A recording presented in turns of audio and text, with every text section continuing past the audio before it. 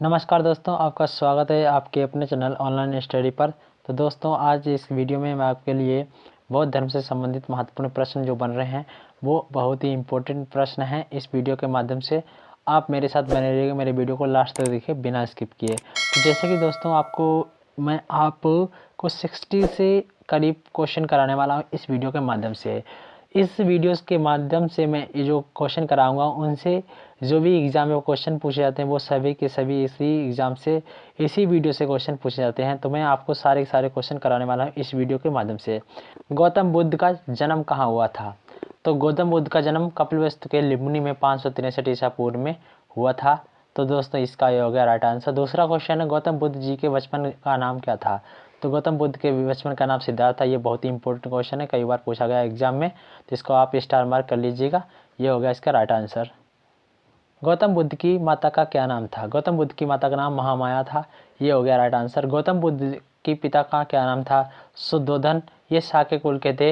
इनके पिता का क्या नाम था? ये हो गया राइट आंसर। बढ़ते हैं दूसरे प्रश्न की ओर। तो दूसरा प्रश्न क्या है? उसकी पत्नी का क्या नाम था? यशोधरा। गौतम बुद्ध जी की पत्नी का नाम था यशोधरा। गौतम बुद्ध के जन्म का प्रतीक क्या था? ये कमल के फूल था। कमल का फूल इनके जन्म का प्रतीक था। क्या था? प्रतीक था। इससे ये हो गया राइट आंसर। बढ़ते हैं दूसरे प्रश्न की ओर। दूसरे प्रश्न क्या है हमारा? दूसरा प्रश्न है, बौद्ध धर्म के संस्थापक कौन थे? गौतम बुद्ध थे बौद्ध धर्म के संस्थापक। बुद्ध जी के पुत्र का क्या नाम था? राहुल। ये हो गया राइट आंसर। बढ़ते हैं दूसरे प्रश्न की ओर। गौतम बुद्ध के गृह त्याग का प्रतीक क्या था? गृह त्याग, इन्होंने जब गृह त्यागा था उसका प्रतीक क्या था? घोड़ा था। ये हो गया राइट आंसर। बढ़ते हैं दूसरे प्रश्न की ओर। दूसरा प्रश्न क्या है? दूसरा प्रश्न है, गृह त्याग के समय गौतम बुद्ध के सारथी का क्या नाम था? इनके सारथी का नाम था चन्ना। ये हो गया राइट आंसर। बढ़ते हैं दूसरे प्रश्न की ओर। जब गौतम बुद्ध ने गृह को त्याग कर किया था तब बौद्ध धर्म में इस परंपरा को किस नाम से जाना जाता है? महाभिनिष्क्रमण कहा जाता है। ये हो गया बहुत ही इंपॉर्टेंट प्रश्न है, इसे आप डबल स्टार मार्क कीजिएगा। गौतम बुद्ध ने कितने वर्ष की आयु में गृह त्याग किया था? 29 वर्ष की आयु में। ये हो गया राइट आंसर। बढ़ते हैं दूसरे प्रश्न की ओर। गौतम बुद्ध की माता की मृत्यु उनके जन्म के 7वें दिन, ये क्वेश्चन लिखने को भूल गया। जन्म के 7वें दिन के 7वें दिन हो गई थी, लेकिन उनका पालन पोषण किसने किया था? सौतेली माँ प्रजापति गौतमी, यानी कि उनकी मौसी थी, इन्होंने ही इनका पालन पोषण किया था। तो इनका माता का जो मृत्यु हुई थी वो इनके जन्म के 7वें दिन हो गई थी। तो ये हो गया राइट आंसर। बढ़ते हैं दूसरे प्रश्न की ओर। दूसरा प्रश्न है, गौतम बुद्ध के प्रारंभिक गुरु का क्या नाम था? अलार कलाम और रुद्र रामपुत्र थे। ये दोनों गुरु थे, इनके प्रारंभिक गुरु थे। 35 वर्ष की आयु में वैशाख पूर्णिमा की रात बोध गया में पीपल वृक्ष के नीचे ज्ञान की प्राप्ति हुई थी। किस नदी के तट पर ज्ञान के प्राप्त हुई थी? किस नदी के तट पर? ये डबल लिख गया यहाँ पर। किस नदी के तट पर? पुनपुन नदी, निरंजना नदी के तट पर इन्हें ज्ञान की प्राप्ति हुई थी। गौतम बुद्ध के ज्ञान की प्राप्ति का प्रतीक किस नाम से जाना जाता है? पीपल वृक्ष के नाम से जाना जाता है। गौतम बुद्ध को ज्ञान की प्राप्ति हुई थी, उस वृक्ष को क्या जाता है? पीपल वृक्ष का नाम दिया गया था। पीपल वृक्ष का था, उसी वृक्ष के नीचे इन्हें ज्ञान की प्राप्ति हुई थी। ज्ञान प्राप्ति के बाद गौतम बुद्ध ने सबसे पहले सारनाथ में अपने उपदेश दिए थे। इन धर्म उपदेशों को बौद्ध धर्म में क्या कहा जाता है? धर्म चक्र प्रवर्तन के नाम से जाना जाता है। इसका ये हो गया राइट आंसर। बढ़ते हैं दूसरे प्रश्न की ओर।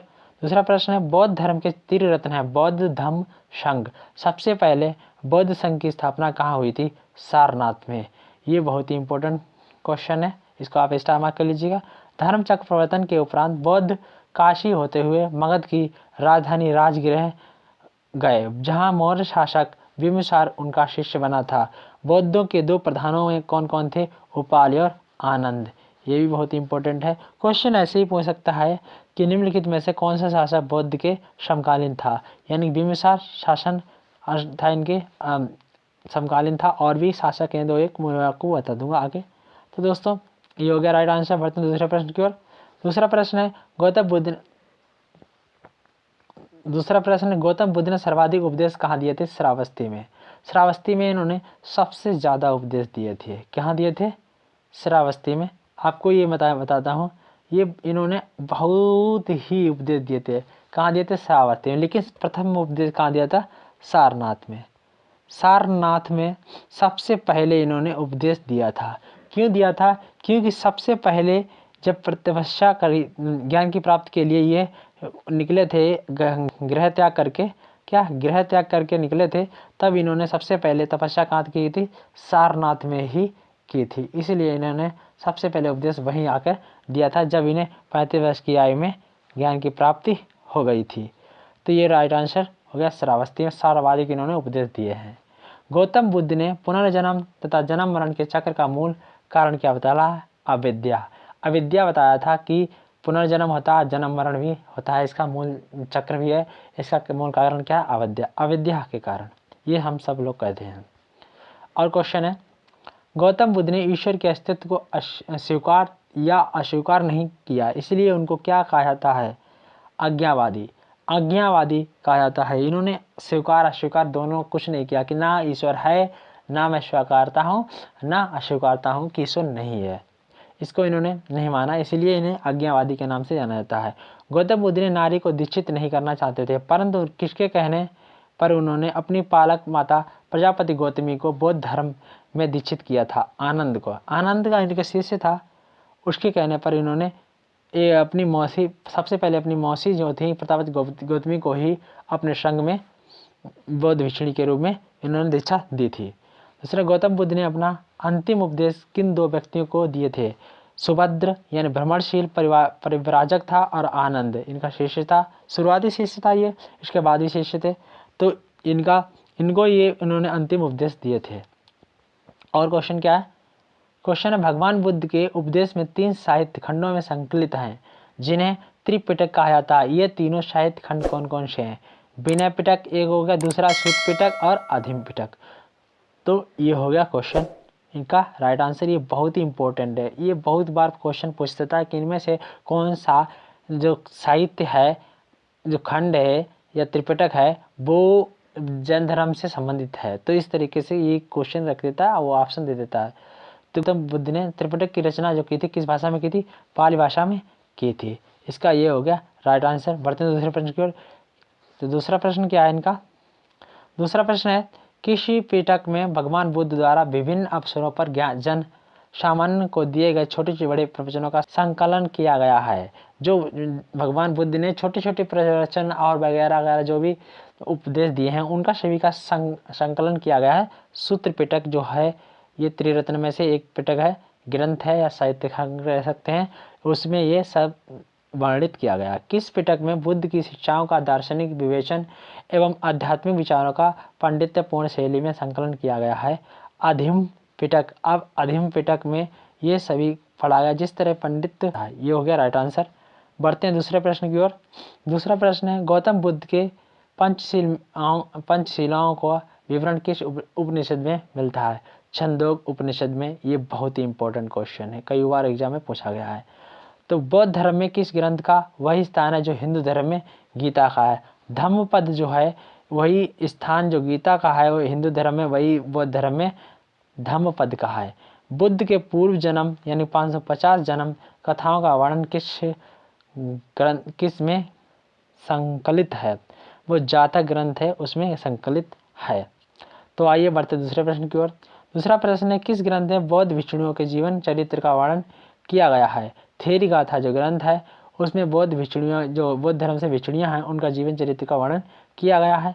किस ग्रंथ को त्रिपिटक के महाभाष्य के रूप में जाना जाता है? अटत्य कथा जो है उसको त्रिपिटक के महाभाष्य के रूप में जाना जाता है। आजीवक संप्रदाय किस संप्रदाय का समसामयिकी था? बौद्ध समसामयिकी था। बुद्ध समसामयिकी था आजीवक संप्रदाय। बुद्ध ने प्रथम उपदेश कहाँ दिया था? सारनाथ में बुद्ध ने प्रथम उपदेश दिया था। गौतम बुद्ध की मृत्यु कहाँ हुई थी? कुशीनारा में हुई थी। यह कुशीनारा है दोस्तों, कुशीनारा लिख गया। क्या है? कुशीनारा। ये कहाँ पड़ता है? यूपी में पड़ता है कुशीनगर। कुशीनगर या कुशीनारा ये बिहार में पड़ता है। बुद्ध की मृत्यु 483 ईसा पूर्व में बुद्ध परंपरा में क्या कहा जाता है? ये महापरिनिर्वाण के रूप में जाना था। ये भी बहुत ही इंपॉर्टेंट क्वेश्चन है, ये कई बार एग्जाम में पूछा गया है। ये हो गया राइट आंसर। बढ़ते हैं दूसरे प्रश्न की ओर। दूसरा प्रश्न है, गौतम बुद्ध की मृत्यु के बाद प्रथम बौद्ध संगीत कब और कहाँ हुई थी? ये राजगृह 483 ईस्वी में हुई थी। इनके जो बौद्ध संगीतियाँ कितनी हुई थी? बौद्ध संगीतियाँ 4 बौद्ध संगीतियाँ हुई थी। संगीतियाँ हुई थी। उनमें से मैं जो इम्पोर्टेंट संगीतियाँ हैं उनके बारे में बता दूंगा। तो ये प्रथम बौद्ध संगीत हुई कहाँ हुई थी? राजगृह 483 ईसा पूर्व में। ये बहुत ही बार पूछा गया है। प्रथम बौद्ध संगीत किसके शासनकाल में हुई थी? अजातशत्रु हर्यक वंश का शासक था, उसके समय हुई थी। ये भी क्वेश्चन पूछा लगता है, प्रथम बौद्ध संगीत किसके शासनकाल में हुई थी? अजातशत्रु के शासनकाल में हुई थी। ये हो गया क्वेश्चन राइट आंसर। तृतीय बौद्ध संगीत कहाँ हुई थी? पाटलिपुत्र में तृतीय बौद्ध संगीत हुई थी। ये हो गया राइट आंसर। बढ़ते हैं दूसरे प्रश्न की ओर। तृतीय बौद्ध संगीत किसके शासनकाल में हुई थी? अशोक के शासनकाल में हुई थी। चतुर्थ बौद्ध संगीत कहाँ हुई थी? कुंडलवन प्रथम या द्वितीय शताब्दी में हुई थी। चतुर्थ बौद्ध संगीत किसके शासनकाल में हुई थी? कनेक्सियन कुषाण वंश का शासक था, उसी के शासनकाल में हुई थी। चतुर्थ बौद्ध संगीत के बाद बौद्ध धर्म किन 2 संप्रदाय में विभाजित हो गया था? हीनयान और महायान में 2 संप्रदाय में विभाजित हो गया था। ये इसका हो गया राइट आंसर। बढ़ते हैं दूसरे प्रश्न की ओर। 6वीं शताब्दी में बौद्ध धर्म में कौन सा एक अलग पंथ बन गया था? वो वज्रयान भी बन गया था 6वीं शताब्दी में। किस पंथ के अनुयायी बुद्ध की मौलिक शिक्षाओं का विश्वास करते हैं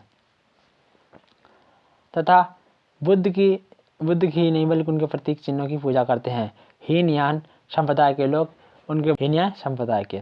बौद्ध धर्म के किस संप्रदाय में बुद्ध को देवता मानकर उनकी पूजा की जाती है? महायान संप्रदाय के लोग उनको देवता मानकर पूजा करते हैं। महायान के ग्रंथ मुख्यतः किस भाषा में लिखे गए थे? संस्कृत भाषा में लिखे गए थे महायान के ग्रंथ। ये बहुत ही इंपॉर्टेंट क्वेश्चन है, कई बार क्वेश्चन पूछा गया है। धातु के बने सिक्के सबसे पहले किसके समय प्रकट हुए थे? बुद्ध के काल में सबसे पहले प्रकट हुए थे। ये हो गया इसका राइट आंसर। बढ़ते हैं दूसरे प्रश्न की। अजंता की चित्रकारी किससे प्रेरित है? दयालु बुद्ध से प्रेरित है। नालंदा विश्वविद्यालय में किस धर्म से संबंधित विद्या का एक महान केंद्र था? बौद्ध धर्म का महान केंद्र था। ये बहुत ही इंपॉर्टेंट क्वेश्चन है। नालंदा विश्वविद्यालय बौद्ध संघ में प्रवेश की अनुमति कहाँ दी गई थी? वैशाली में अनुमति दे दी गई थी। भगवान बुद्ध के जीवन काल के दौरान 7वीं और 6वीं शताब्दी ईसा पूर्व में कितनी महान शक्तियाँ महाजनपद अस्तित्व में थे? 16 महाजनपद अस्तित्व में थे उस समय। ये भी हो गया राइट आंसर। बढ़ते हैं दूसरे प्रश्न की ओर। दूसरा प्रश्न, बोध गया का प्रसिद्ध नगर किसके द्वारा बनाया गया था? अजातशत्रु के द्वारा बसाया गया था या बनवाया गया था? अशोक ने किस धर्म को अपनाया था? बौद्ध धर्म को अपनाया था। ये हो गया राइट आंसर। बढ़ते हैं दूसरे प्रश्न की ओर। तो दूसरा प्रश्न है, बुद्ध के जीवन काल में ही कौन संघ का प्रमुख होना चाहता था? देवदत्त जो था वो बुद्ध के जीवन काल में ही संघ का क्या होना चाहता था? प्रमुख होना चाहता था। बौद्धों के विश्वास के अनुसार गौतम बुद्ध का अगला अवतार किससे माना जाता है? मैत्रेय को माना जाता है अगला अवतार। ये भी बहुत इंपॉर्टेंट क्वेश्चन है। बुद्ध चरित्र, ये वेरी इंपॉर्टेंट, यहाँ पर आप वेरी इंपॉर्टेंट लिख लीजिएगा क्योंकि ये बहुत ही बार क्वेश्चन पूछे। बुद्ध चरित्र नामक ग्रंथ की रचना किसने की थी? जिसमें बुद्ध का जीवन चरित्र वर्णित है, अशोक ने की थी। ये बहुत ही इंपॉर्टेंट क्वेश्चन। सम्राट अशोक ने बौद्ध धर्म का प्रचार प्रसार के लिए किसे श्रीलंका भेजा था? अपने पुत्र महेंद्र और पुत्री संघमित्रा को श्रीलंका भेजा था। किसे? बौद्ध धर्म के प्रचार के लिए। ये हो गया राइट आंसर। बढ़ते हैं दूसरे प्रश्न की ओर। तो दोस्तों, आज जो क्वेश्चन बन रहे थे तो मैंने आपको सारे करा दिए हैं। जो बौद्ध धर्म से संबंधित क्वेश्चन थे मैंने आपको सारे करा दिए हैं। तो दोस्तों, अगर मेरा कंटेंट मेरे वीडियो को लाइक ज़रूर करें अगर मेरा कंटेंट पसंद आया हो, और चैनल को भी मेरा सब्सक्राइब कर लें। मेरे चैनल का नाम है ऑनलाइन स्टडी बाय सोवरन के नाम से। ये बहुत ही चैनल है। इस चैनल पर आपको सभी प्रकार के जो कंपटीशन के एग्ज़ाम हैं उनको सभी क्लासें उपलब्ध हुए हैं। तो दोस्तों, आज ये वीडियो कैसा लगा है तो कमेंट बॉक्स में ज़रूर बताना कमेंट करके। और दोस्तों, अब जल्द मिलते हैं नेक्स्ट वीडियो के साथ, और जब नेक्स्ट वीडियो में। तो दोस्तों, तब के लिए दोस्तों, जय हिंद जय भारत।